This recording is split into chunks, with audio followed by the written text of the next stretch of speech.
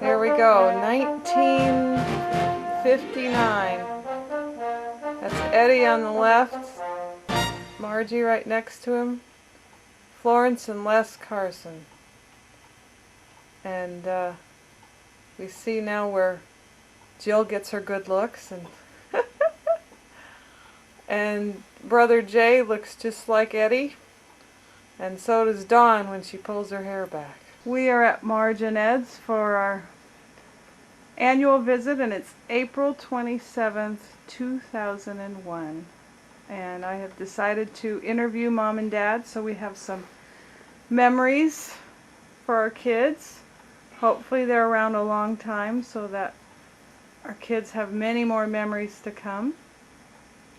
But we're going to record some of it for posterity's sake. So, Eddie, Yes. tell me a little about yourself. Tell me when and where you were born, and something about your family. November 8th, 1924. I was born south of Carroll on a farm, 3 miles south of Carroll, and then about 2 miles east. And we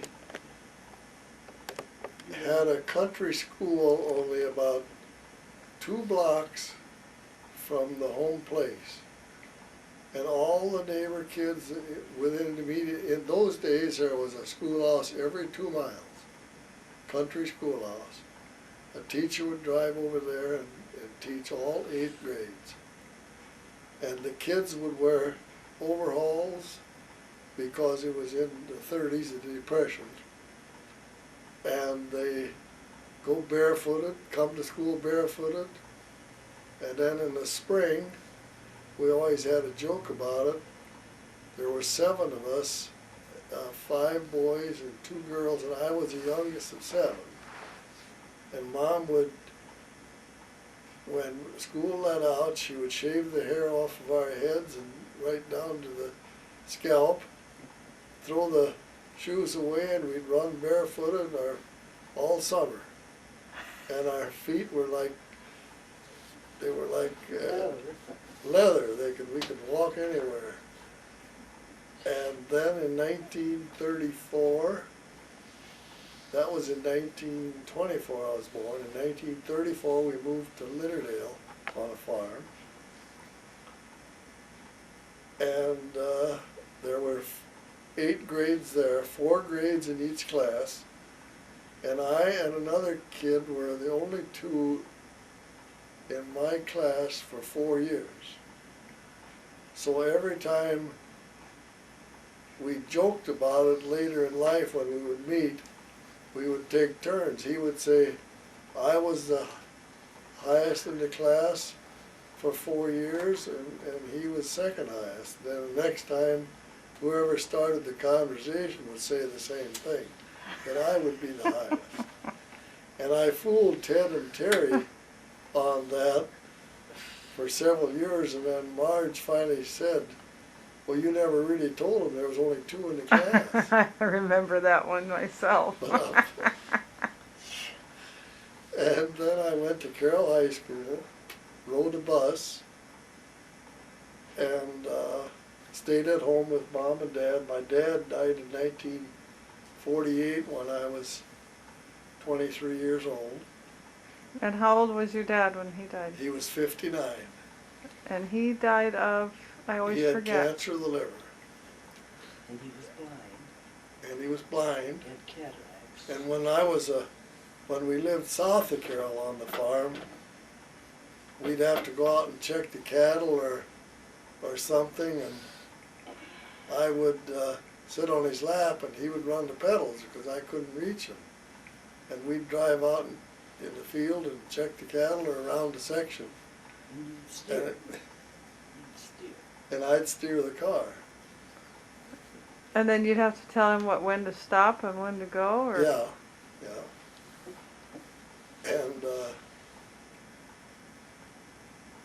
And you took your dad to town all oh yeah, then when we moved to Litterdale, then when I got my license, I would take my dad to town. He was blind. And they always had in those days there was a lot of taverns in town. And my dad would like to stop and have a drink on 4th Street where there were 4 or 5 taverns. And then I would take him in the tavern, and then I would go up to Kisgan's and play pool. And we always had a joke about it. When we would go to town, I would put his money in, he had a billfold, and I would put the larger money to the outside of the fold, you know, and then a 10 or a 5 or a 20, and down to the ones. And then when he would be at the bar and I wasn't there, or even if I was sitting next to him, he'd reach in there and he'd grab one and go like, rub his hands over it, and he'd tell the bartender, "Here's for that drink, that's a 5, ain't it?" And they didn't know we had them all placed in there. Oh. So was your dad kind of a jokester too? Oh yeah, he was a jokester, but you know, I never really got to know him at 23 years old, Yeah. you know. And then after that, I stayed on the farm with my brother Bill and my mother. And then mother, I met, going to a lot of dances, I met Margie. And I just squeezed right in there. I didn't give her a chance to say no. I slid right in the booth with her. She always joked about that because they'd say, the other girls would say, "Well, I don't want him. He's an old bachelor. All he's thinking is what he can, you know, there's only one thing he wants." And then one of her friends said, "What do you mean? He's a good-looking fellow. He's a good dancer." And it didn't stop me. I kept right on going after her. And then in 1959, we were married. And March 30th. March 30th, 1959. And we had Dawn, which is, she's 41. 40, don't drink her any 40. And Jill is 37. And Jay is 35. Yep. We're all going to hit the next mark, though, in the next 2 months. And really, my life was pretty well concentrated with farming. That's about all I ever done. And never went into any sports or nothing because I got my hand in a corn picker in 1942 and lost 2 fingers. And that I wouldn't have probably been any good anyway if I'd had all my fingers. So you were 18 when that happened, right? About 18, I think so. And there's not much excitement in my life except that I met a Margie. Cut that out. Cut that out. And she's the one that my mother always said, she's a good girl, go after her. I did. I listened to my mother. And your mother's name was? Rose. Her maiden name was Kirchhoff. And both your parents were from Carroll My dad County, was from Carroll, and my mother was from Templeton. And so tell me again, which set came over from Germany? Your grandparents or your great? Well, it would be 2 Pietig brothers. As far as the Pietig name goes, 2 Pietig brothers came over from Germany. And the story was that they hid in a big vat on a ship. I don't know, that's how the stuff carries on, you know. Mm-hmm. And that's why anybody who has the name Pietig has got to be related, because the whole tribe came from the two brothers. And do you know if they changed the name, the spelling of the name at all? Not anyone that I know out there. We've got a lot of relatives in Minneapolis and around And those that came over from Germany, you know, they were here, they're the same. Yeah, Well, that was my next question. Do you know of any Pietigs still in Germany? no, I don't. We weren't home to meet them that time. You remember that? When Yeah, we came over there with was, Jen? It was Louis Pietig. Louis Pietigs, He called us and wrote us a letter. that they were gonna, there was some Pietigs from Germany, and they were gonna meet at the Carroll Inn, and we were invited to come and ask questions and meet them. My brother Frank went, and his wife Norma, but we were in Minnesota at the time, and we didn't make it. Do you know where in Germany No, I don't. we originate from, or the Pietigs come from? That's No? where they came, well, yeah. That'd be in that book that you got, where some of them were born. It probably would be. I've got the history of that. Did I ever give you a copy of that? You may have at the reunion. Of course, that long ago we were supposed to do something with it and never have. It's in our file. Oh. And now, as of now, I'm the last one of 7. My oldest sister married Yeah, so take me through the Tigas. kids. Their oldest is Angie. Angie. She married Louis Tigas. And they had, And you want to know how many children? At least just the number of kids. They had 4. give them the names, you know them. Tom, Bob, Dale. Louis, and Dale. 4 boys. 4 boys. And then there was my sister Lucille Brinker. They had 2 girls and a boy. Jack Brinker and Linda Brinker, married to Ed Holman, and Janie Brinker married a Gaelic boy. Now we go down to the brothers. My oldest brother was Wayne. He lived in California. He lived in Dedham, Iowa first. And he was in the service. He was in the Coast Guard during World War II. And they started a garage in Dedham, Iowa, and they had 3 girls. Marcia, Sharon, and Mary Beth. And they're all out on the West Coast. And when did he move to California then? About How old Year or was so he, or before how we old were was he? married. I think the year before we were about married. 40 years ago. Yeah, but right after, We weren't married yet. we weren't married yet. Was so I forget his wife's Eileen. name already? Eileen. Was she from around here then? She was from Logan, Iowa. And then there's Ray. He was in the service. He got the Purple Heart. He was wounded in Germany. And he married a Marion Otto. And what branch of service was Ray in? Ray was in the Army. And they had 6 children. There was Ray Paul, Brian Pietig, who was the one in Colorado? Gosh. Diane. Diane Pietig, Pam, Pam Pietig, Chris, and William. And now we go to the next one, was Franklin Pietig. He married Norma Stark, and he lived in Carroll, worked in the garage, and he wasn't in the service. His health wasn't the best. He had a bad hip.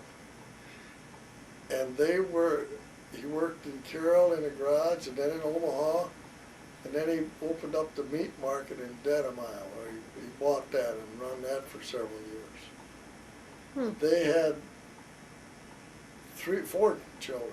Donnie Pietig and Susie Pietig. Northy is her last name now. Yeah, Patsy. right? Scott, And Nancy. and Nancy, and Don, did you get him? yeah, Don. I said Don, didn't I? And Patsy. And now we're down to Billy. Billy was never married. He died when he was 50 years old. He had an aneurysm, and then that was in 1972. And in 1973, my mother died at the age of 82. They lived together. He lived with my mother. And after he died, she died 6 months later. And It was that close, wasn't it? yeah. And then that leaves, I'm the last one of 7.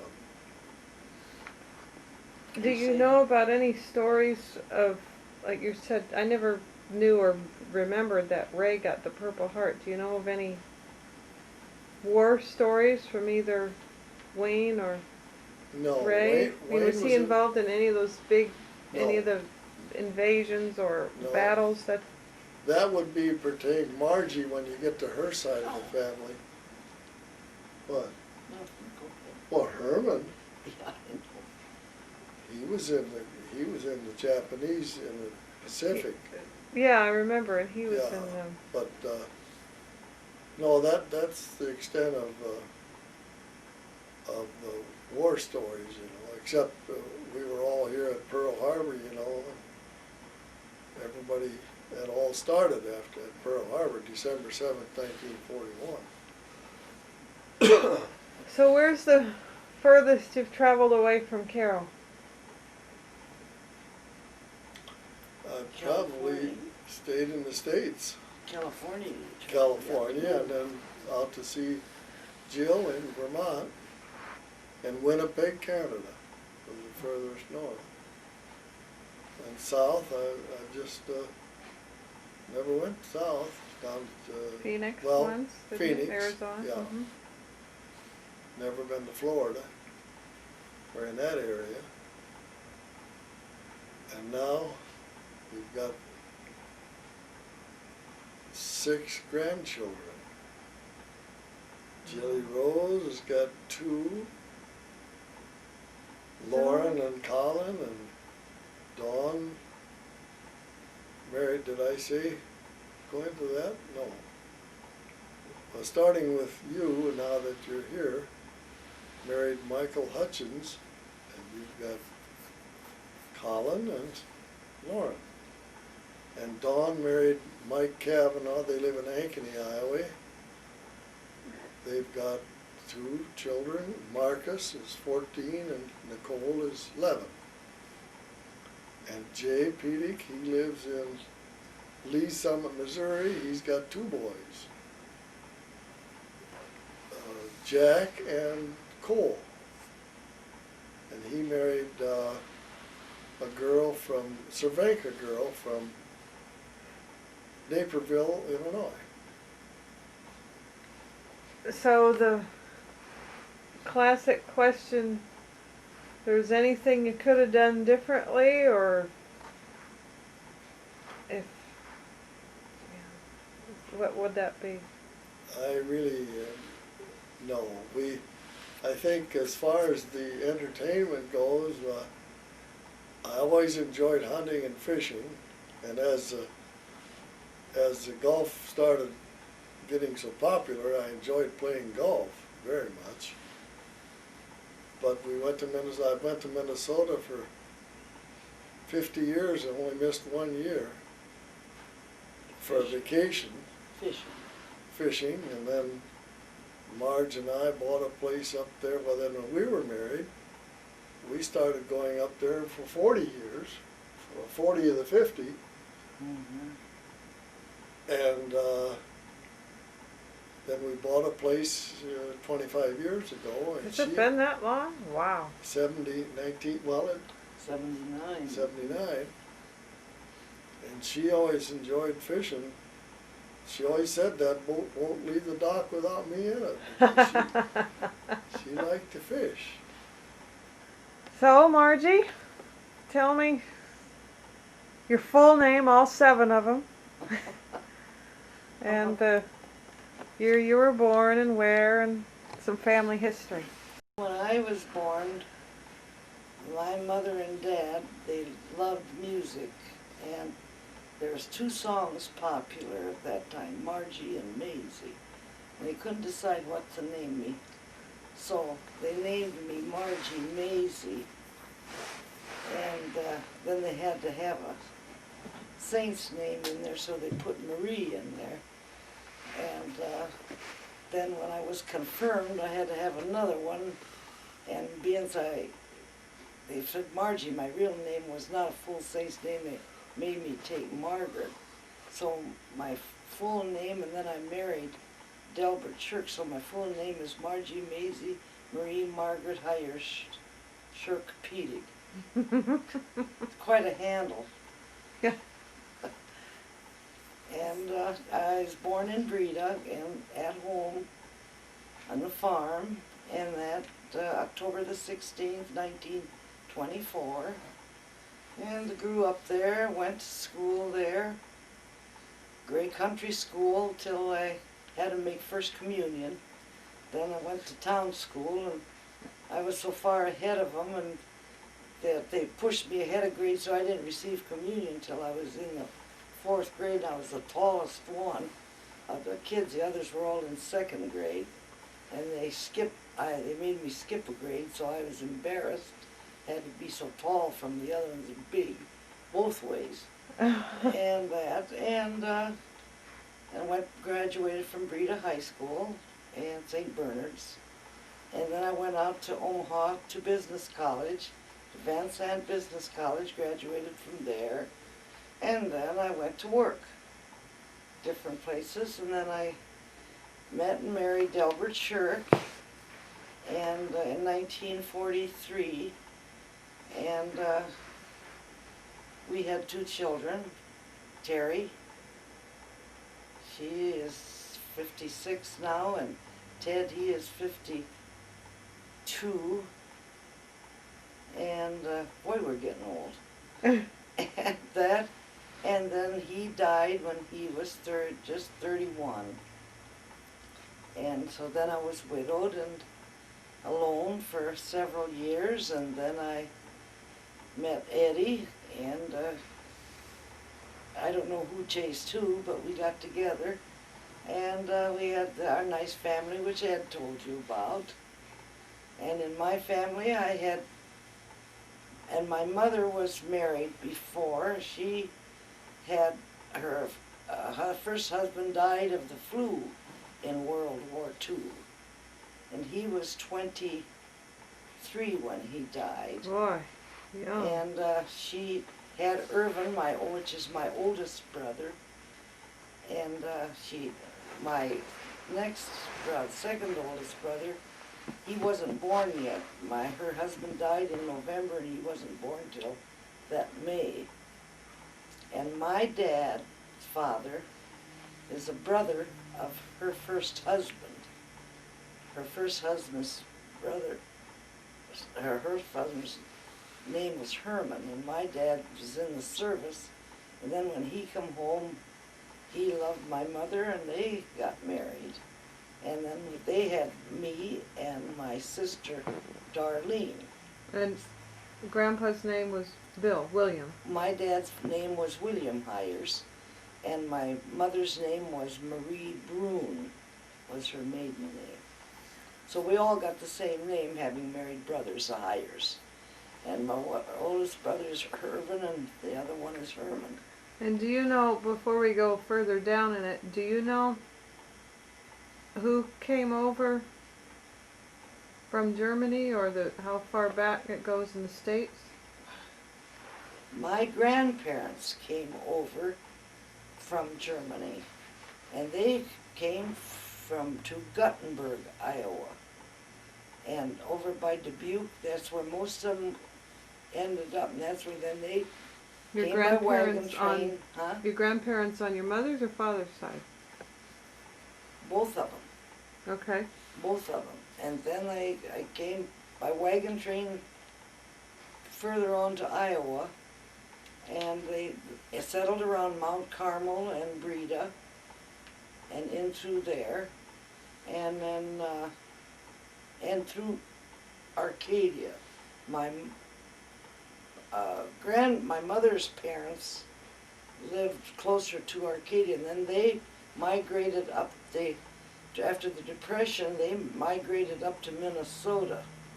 My grandparents, on my mother's side, and they lived in Ivanhoe, Minnesota.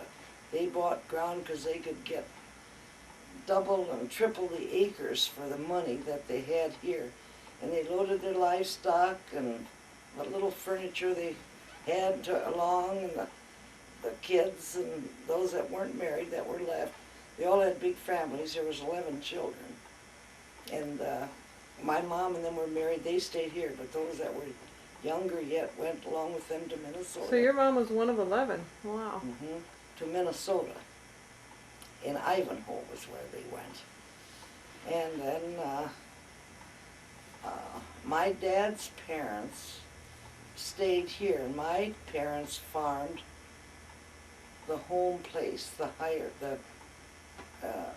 and my grandmother was married twice too. A lot of double marriages in my family, deaths, and she stayed married. And my dad, there was 12 in my dad's children, in my dad's, including half brothers and that, and so big families. They all come home to the home place because Grandma and Grandpa were there for the holidays and stuff. And my mother always had a joke. They'd make homemade ice cream on the 4th of July and that, and they'd be cranking the old ice cream machine, and she'd put the dishes for the kids, and by the time she'd get the last kid's dish full, the first one was there for another dish, and she used to say, "My God, kids, eat slow so you can taste the vanilla." I remember that too. So anyway, that was one of their family jokes. And my dad was quite a jokester, and he used to say he never liked vegetables, and he'd say, "I ain't gonna eat any potatoes because when we planted them, I don't remember which row the horse did his job. So I ain't eating any potatoes." And yeah, I remember Grandpa Heires. do you? Oh yeah, so he Yeah, died. sure, you would remember him from the farm down there. And then they You know, moved the to farm Hamlin. days I barely remember Well, you before don't they remember moved that. You were into pretty town. little. You I probably remember when barely. they retired in town here. then. Yeah, I remember the place in town far more than I have very remote memories of the place on the farm, but I Do you? certainly remember. I remember them speaking German an awful lot. Mhm. And you know, Grandpa singing the German Song. little The Christmas things. yes, and Yep. clapping us on the head with his fingers as we walked by, This snapping us, and then we'd turn around and look at him, and he'd do. You have to show him, Mom, because I can't. Flies or something. Yeah, wasn't it? flies, and damn Flies, flies, darn good. flies, and Grandpa. You can knock them on the head with the knuckle. You know that. Yeah. And I also, of course, he was quite the handyman. Yeah. With his shed and all his little figures that he cut out and painted that he Made. adorned the yard with, and Grammy loved her flowers and her flower Mhm. bed. And she loved to play cards, and she'd throw the cards at Grandpa. She'd get mad at him and euchre. But at least you can get mad. Then we never had, when we were home growing up, we never had electricity or running water on the farm when I was married yet. So we had an outdoor biff and stuff, and washing machines and stuff. When we were young, I was probably 10, Irvin was 15, and Herman was, or maybe 16, and they were only a year and a half apart. So anyway, to make a long story short, Mom, we have to turn the washer by hand. And they'd stand there, you know, if you'd never seen them, look in an encyclopedia, it turned it like back and forth with a stick, you know, and then turned the dolly. And Irvin, he was getting tired, and he was just kind of turning it slow. And she says, my mother says to him, she all had so much work and hard times, you know, they had to heat the water on the stove and dump it in that washer and then turn it, and it'd get cold right away, and then when it get cooked, she'd say, turn that faster. He says, I'm trying. What? He says, well, give me time. I'll give you time. Whomp, he had it in the side of the head. He says, boy, he said that washer went whomp, whomp, whomp, whomp, whomp, whomp, whomp after that. He says, before she got it out, you had it. And they laugh about that to this day, the boys used to. And they'd buy, she said he'd buy them warm winter clothes, sheep line coats that would fit them for 3 years. The first year that never did fit them right. The first year they said that it was the sleeves would go over their hands, and the next year, well, maybe it'd be pretty close, and the year after that it was up to their elbows. And that, but though there wasn't much excitement our excitement in our young days was going to dances. Everybody went to dances. Everybody danced and had fun. That was no cliques. It was just everybody danced, and didn't they, Ed? Yes. Had a good time. That was look forward to it. Because when we were in high school, in Catholic school, you weren't allowed to go to a dance during the school year. Oh boy. Unless it was a holiday, a vacation. Like you could in the summer and over Easter vacation or Christmas, but you'd get expelled if you went. That was it. It was tough, and oh boy did we look forward to that. And then if you got sick or had a snowstorm and couldn't go and miss one, oh, you just figured you were dying. You'd lost the whole time, see. And let's see, so... Well, tell them about their families now. Terry? Irvin and Well, Irvin, okay, my oldest brother, Irvin, he married Agnes Laerter, and they had 3. 6 children. Let's see. Well, yeah. Billy, they had 6 children. 3 have passed away and 3 are living. Billy died of accidental electrocution at work when he was 21, their oldest son. And then they had Judy. Billy married a Swabby. What was her first name? Swabby, I don't know her Yeah, first. that's Girl, and she was pregnant at the time, and they had 1 child, which they named Billy, and then she remarried, and Irvin and Agnes haven't seen him much since. And then they had Judy. She married Don Schwabe. They had 8 children. I don't know their names. No. And then Patty. Patty. Oh, Shirley. Shirley. She married a Custer, and they got divorced, and now she's married again to what's his name? I don't know his I name. don't know either. They live in Ankeny, or Des Moines, excuse me, Johnston. And then Patsy lives she married a Tom Yachty, and they live in Columbus, Nebraska. And he's a superintendent of the schools, and she's a secretary. And then you gotta tell them, And they lost 3. now Herman died. When did he pass away? which we Irvin just passed said, away. 88? No, 3 years ago. No, not 88, 98. Agnes said it would be 3 years. it'll be 3 years this fall. Yeah. And her He was 80. 2, wasn't he, or 80? Yeah. 80, And Herman died and he was 80, I guess. Or was he 83? I don't remember. Herm was 80. Herman was 80, then Irv was 82. Yeah. And then Darlene. And then I have one sister, Darlene. She married Don Bangford. They had 8 children. well, I can, it's probably the only ones I can name you all the kids. There's Renee, Mm-hmm. Jeanette, Ann, Leah, Mitch, Rose, Tony, and Todd. Mhm. All within 40 miles of home. Yeah. Mhm. And Herman, And he was in the Herman. service 5 years in the South Pacific and fighting My on the other islands brother now. in World War II.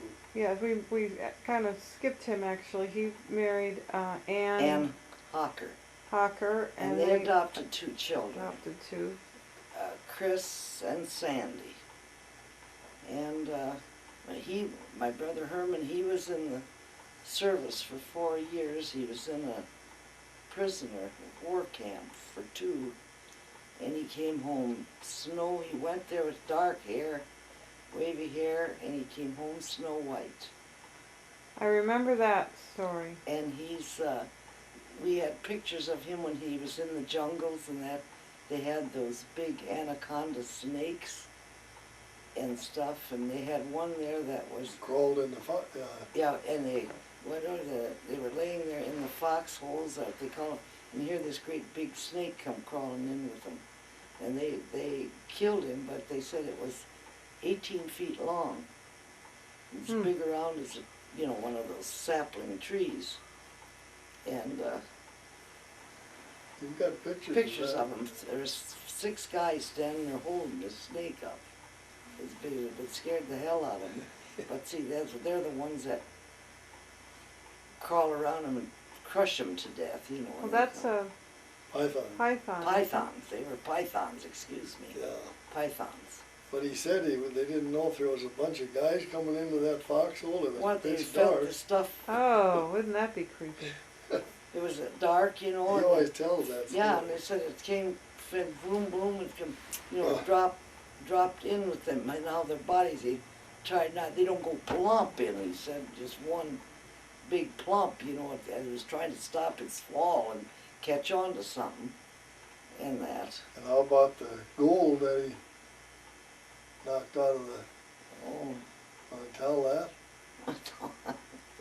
I see. These are the kind of stories though Well, that are real. He said that They all used to they do knocked the that teeth out of the dead Japanese. for the gold, They always had gold in their teeth, their teeth and stuff. They And he said all- he had a whole bunch of that gold. They'd just take the butt of the rifle and knock the teeth out, and that's what he says. And then somewhere along the line, this gold got lost or somebody stole it. But see, the gold at that time, It's very worth a lot of money. yeah. You were telling me about the Herman and his prisoner of Yeah, war and then, experiences. He was gone for 4 years. 2 years he was in battles, and 2 years he was in a camp. Does he ever talk about that No, experience? you couldn't get nothing out of him. That's when he come home skinny, malaria. He was just so sick with malaria, and he used to get those bad spells, and he'd just shiver, and the sweat would just pour off of him. Went from that, and he was snow white, his hair. Well, I When remember he came home. I was doing a school paper. I wasn't very old. I think I was still in grade school. And But you couldn't get him to talk much. Once in a while he'd say something. But how they were walked and treated and barefooted, and all they had on was like a thong. That's all they'd let them wear. They were so bit up by mosquitoes, and they walked them, and they didn't have any place to sleep but in the wet ground, but he never said much about that. And see, Irvin was married and had a child, and he wasn't called to service, and that, And speaking of like the wars, Grandpa Heires served in World War I. yes, Right? yes. World War II. World War One, right? World War War One. sure. See, because Herman was in World War II. And he was then obviously over in Europe, I assume, Grandpa Heires? Yes, he was in Europe, in the Argonne forest. I remember him talking about that. That was terrible, I guess, and that. Do you still have the big picture of him in his uniform? Used to have one up in the. And it's still upstairs, I think. You know, that would be nice for me to just take a shot of too. I might think do that. that's still I'll leave this upstairs. set up. And the Jill took pictures of the house here. This is the Schirck home place, and this house, the old house, burnt down in 1936, in July 4th of 1936. Dad got some of this, and then Sad and Selma built this one, what Jill has got pictures of. This has been the home farm all these years, and that was in the Depression. We were all Depression kids, as we called them, and they had no money to hardly build this.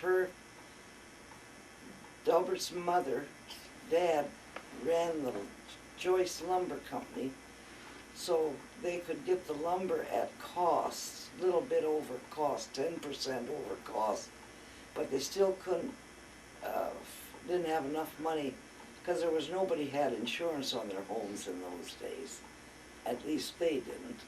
And then they couldn't even finish the upstairs, so they put it all in, but it was all just, do you kids remember that? No. Mm-hmm, When I there do. was just attic, Yep. and just part of it was finished, and we finished it as we could afford it too, because that was in the 40s, you know, we were just coming out of the Depression age. So anyway, that's the story. And then, what I'm getting to, they didn't have any money, and they had an old garage that was saved from the other place, and they moved it and put it on a cement floor, and then it was pretty sturdy. And some gamblers in town wanted to rent that to have card games, poker games.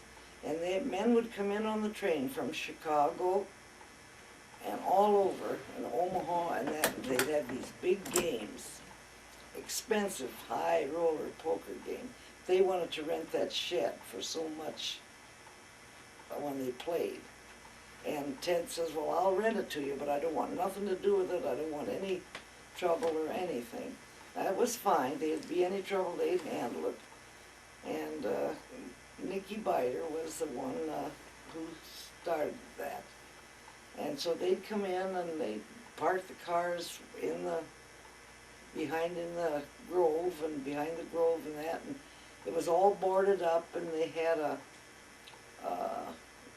lights in. They had a funnel that the men could go with holes through the side to go to the bathroom, because once they were in, they couldn't go out, and they had drinks and stuff in there, and they had a big game going, and here's some guys come in for a hold-up, and they said this is a hold-up, and they were so shocked, they figured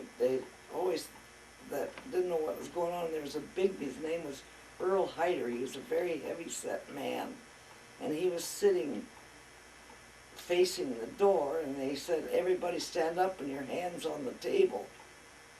And they all went to stand up, and he was a big man, and he couldn't get up. And he put his hand under the table to help himself up, and they shot him. They figured he was going for a gun under the table, and shot him in the garage on this place. And that was in February of 1937.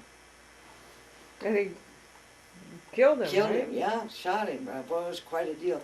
And the FBI come in and all that, but they never did find. They said the story around town was that they knew who it was, but there's too big a deal, nobody was going to get involved. What it was, and that was it. So big scandal and stuff, but never any, big trouble with the family here. But it was quite a deal, a big shooting out here, and that was a big exciting thing on the Schirck homestead. Yeah, those were tough times in And 1936.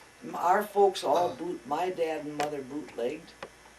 They cooked booze and stuff, and they have a signal. When they come to raid the place, they give them notice, and I can still remember them jumping in the cars and dragging them cans of, they were in metal cans of hooch and throwing them in the cornfield before they got Prohibition was, whiskey. yeah, but I mean the dates from, do you remember from when to when before they repealed? Wasn't that done in 29 or something like that? Because I was a little girl when Prohibition in the 20s. I don't know, I'd have to look. Well, we were. Well, they said the Roaring 20s. That's all In I know. we were in Litterdale. I was 12 years old, and Tony Jensen, they had word that they were going to get raided in Carroll, and he brought out 2 barrels of whiskey, and he counted the rows of corn this way and the rows of corn that way, and he put them out in the cornfield. But that would have been in 1937 or so. It was Well, still that was in that same time. in then. that same era. Yeah. But I always tell the story about when I went to town and I had a nickel to spend, and I stood in front of the candy counter for probably 5 minutes looking at which one I'd like and which one was the biggest, and I finally picked one. I didn't like it, I ate it anyway. Because it'd be a long time till you had another nickel. Everybody went to town on Saturday nights, parked the cars, and that was your Saturday night out. They'd go and, you guys would go into Kisgans and eat when you got older in your teen years, and they'd work, and save and have a hot dog and a malt boy and play some pool. That was their night out. We didn't. We just went window shopping. That's all we could do. A lot simpler time, huh? Yeah, but in the big band era we lived, see, and McNabb Dance, well, it was pretty fancy up here. And Lawrence Welk and Tommy Dorsey, all the big bands played up here. Harry James. Harry James, all of them. We danced to them in person. Well, that would have been fun. Well, this was Yeah. beyond those days, but I remember, of course, when we were still kids, little kids, and you still were.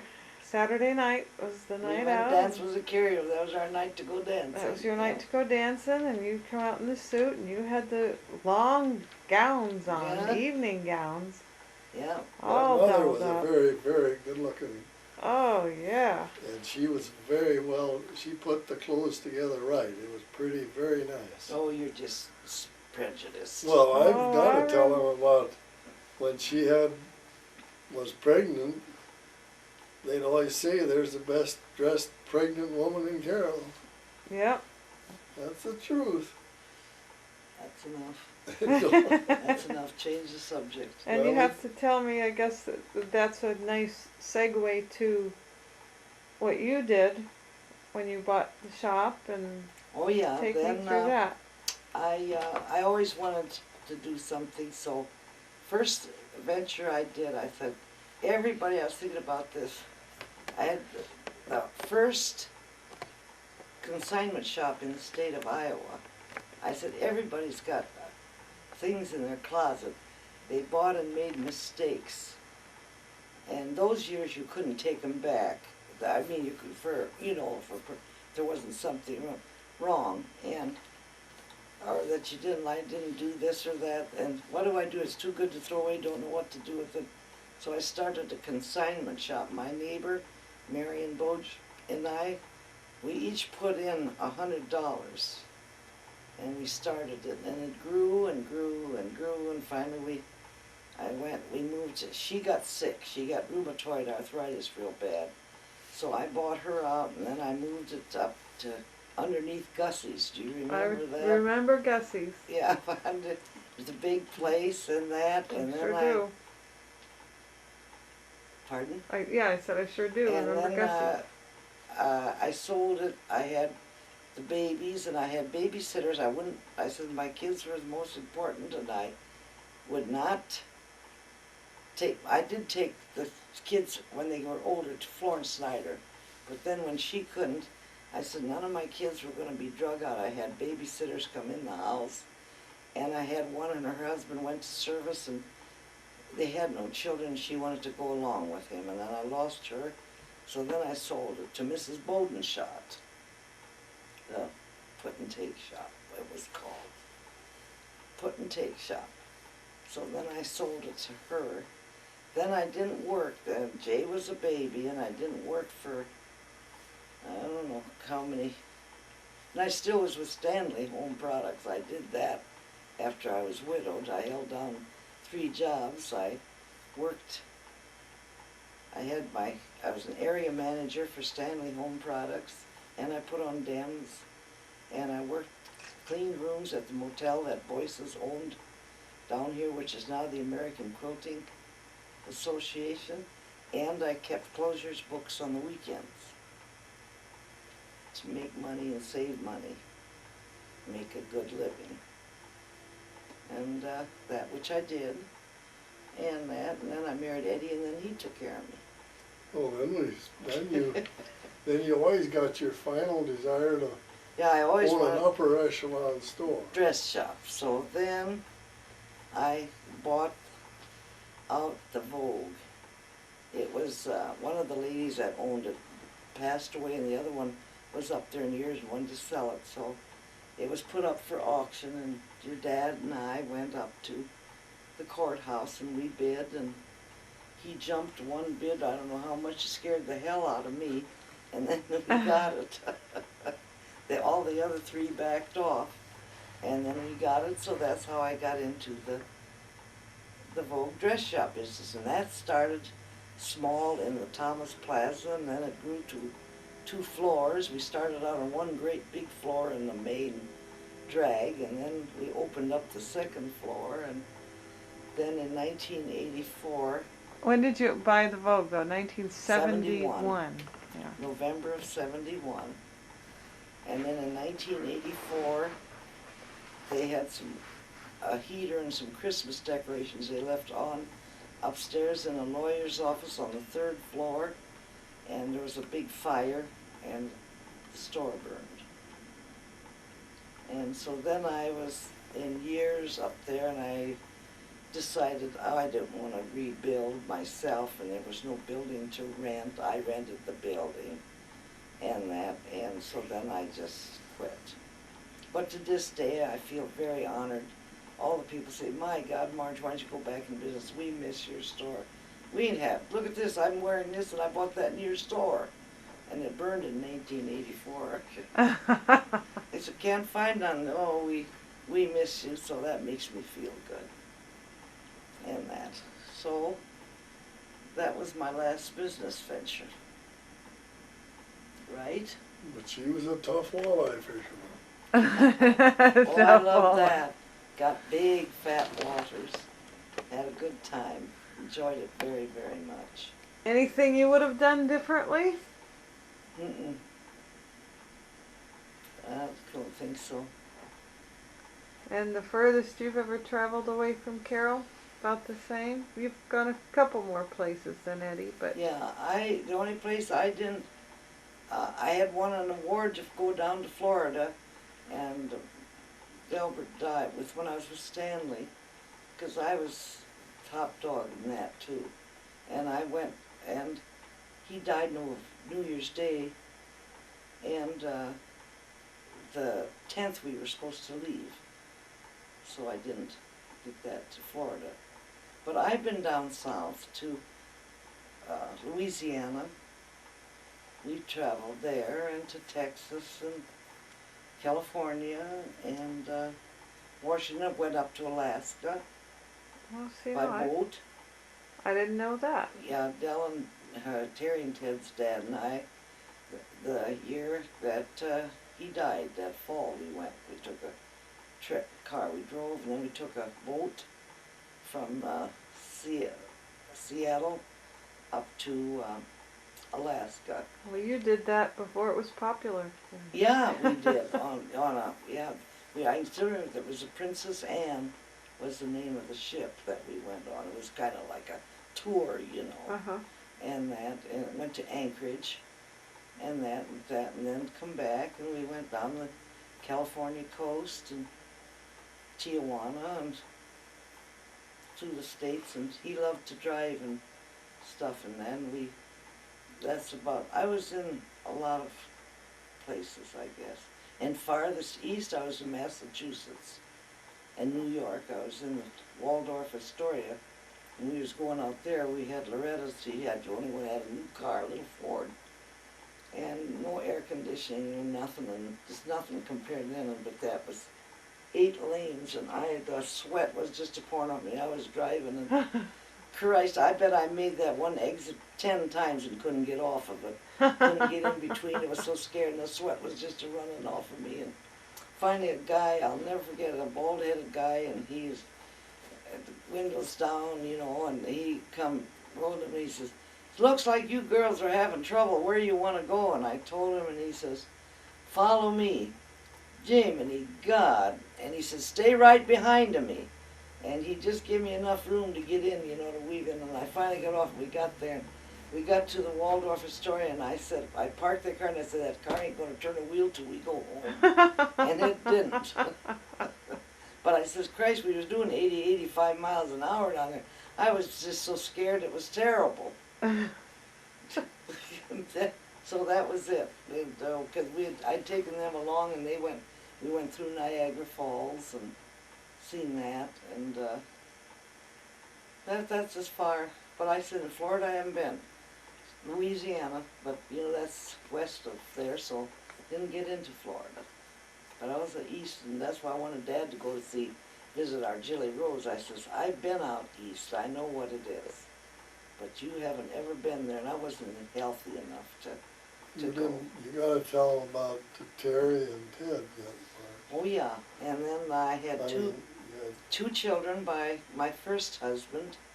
Their older brother and sister, Terry, she lives in Omaha, and she married Jim Mitchell, and she's 56 now, just like the other ones, due to turn the corner again, and she's she has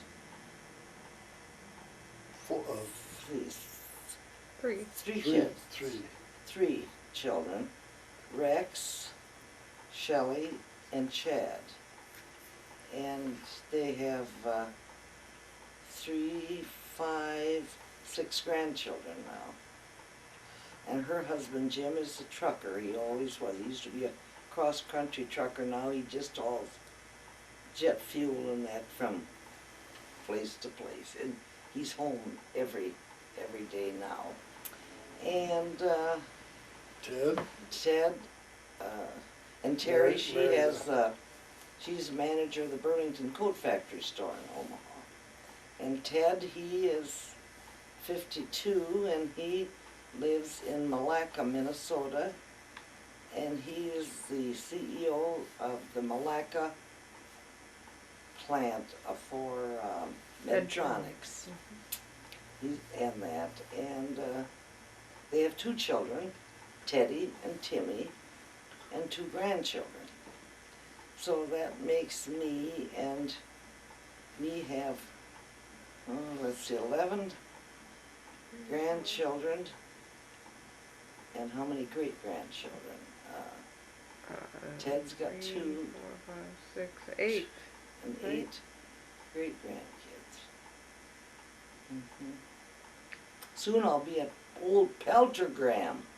The oldest great-grandchild is 17 or 18 now. Yep. Man. You never know, you might live to see that great. No, I don't think so. I hope so, but... And now my youngest daughter is here visiting with her 2 little sweethearts. I get to see, if I'm a good grandma, I get to see them once a year, if I behave myself. Well, we've thoroughly enjoyed our visit. I just loved having them, can't believe it. And that little Lauren and that little Colin, they just the sweetest things. Thanks both for taking the time. I love you both very much. We love you all. Wish we could have had something like this from our parents. Yeah, that'll be something when you put that away.